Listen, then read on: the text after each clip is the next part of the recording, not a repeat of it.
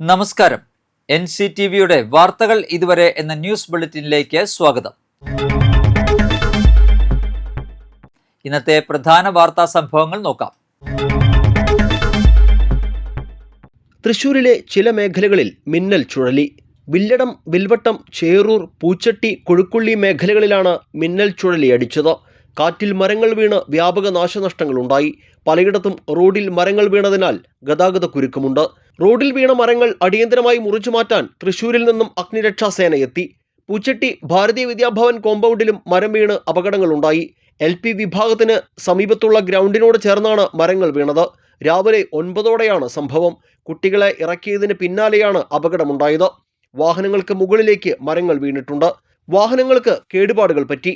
Cherur village ഓഫീസിന് മുകളിൽ കാറിന് മുകളിലേക്ക് മരം വീണു. വില്ലടം മിൽമയുടെ മുന്നിലും മരം വീണു.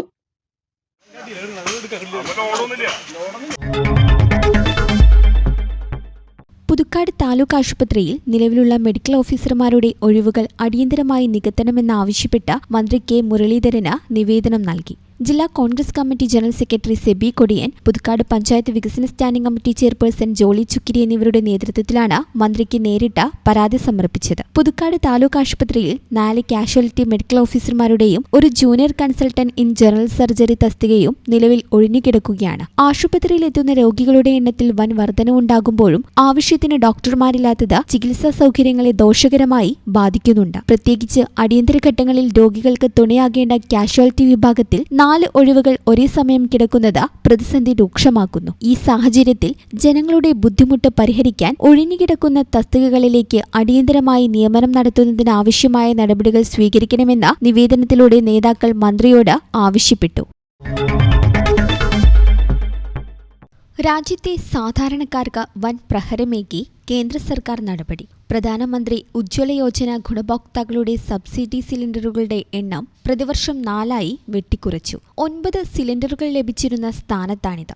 അന്താരാഷ്ട്ര വിപണിയിൽ എണ്ണവില 46% ഉയർന്നതാണ് ആഭ്യന്തര വിപണിയിലും വിലക്കയറ്റത്തിന് കാരണമായത്. കഴിഞ്ഞ 3 മാസത്തിനിടെ ഡൽഹിയിൽ മാത്രം സിലിണ്ടറിന് 89 രൂപ വർദ്ധിച്ചു. ഒടുവിൽ വർദ്ധിപ്പിച്ച 29 രൂപയുൾപ്പെടെ നിലവിൽ ഒരു സിലിണ്ടറിന്റെ വില 942 രൂപയായി. 300 രൂപ സബ്സിഡി കഴിച്ചാൽ ഉജ്ജ്വല ഗുണഭോക്താക്കൾ ഇനി ഒരു സിലിണ്ടറിന് 642 രൂപ നൽകണം. LPGക്ക് പുറമെ പെട്രോൾ ലിറ്ററിന് 6 രൂപയും ഡീസലിന് 30 രൂപയും നഷ്ടം സഹിച്ചാണ് കമ്പനികൾ വിൽപ്പന നടത്തുന്നത്. എണ്ണ കമ്പനികൾ നേരിടുന്ന 600 മുതൽ 700 കോടി രൂപ വരെയുള്ള ഭീമമായ നഷ്ടം നികത്താനാണ് ഇത്തരമൊരു നടപടിയെന്ന് പെട്രോളിയം മന്ത്രാലയം അഡീഷണൽ സെക്രട്ടറി പ്രവീൺ മാൽ ഖനൂജ വ്യക്തമാക്കി.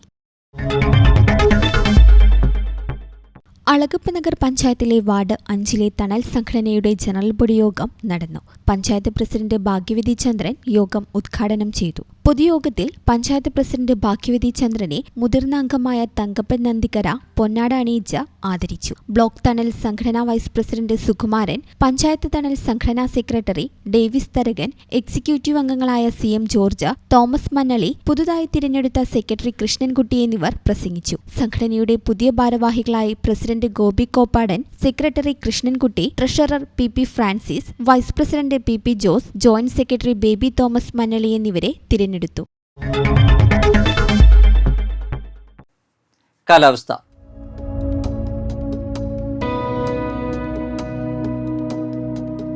കൂടിയ താപനില 28 ഡിഗ്രി സെൽഷ്യസ്, കുറഞ്ഞ താപനില 24 ഡിഗ്രി സെൽഷ്യസ്.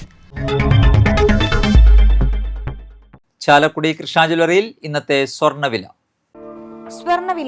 നിങ്ങൾക്കായി സമർപ്പിക്കുന്നത് അപ്പസ്വർണം ആഡംബരവുമാണ്, സമ്പാദ്യവുമാണ്. സ്വർണം കയ്യിലുണ്ടേ അതൊരു ധൈര്യവുമാണ്. Krishna jewellery gold and diamonds, Chalakudy. ഹൃദയങ്ങൾ കീഴടക്കിയ വിശ്വാസം. സ്വർണം ഗ്രാമിന് 14,040 രൂപയും പവന് 1,12,320 രൂപയും രേഖപ്പെടുത്തി. ഇതോടെ വാർത്തകൾ ഇതുവരെ എന്ന ന്യൂസ് ബുള്ളറ്റിൻ സമാപിക്കുന്നു. നന്ദി, നമസ്കാരം.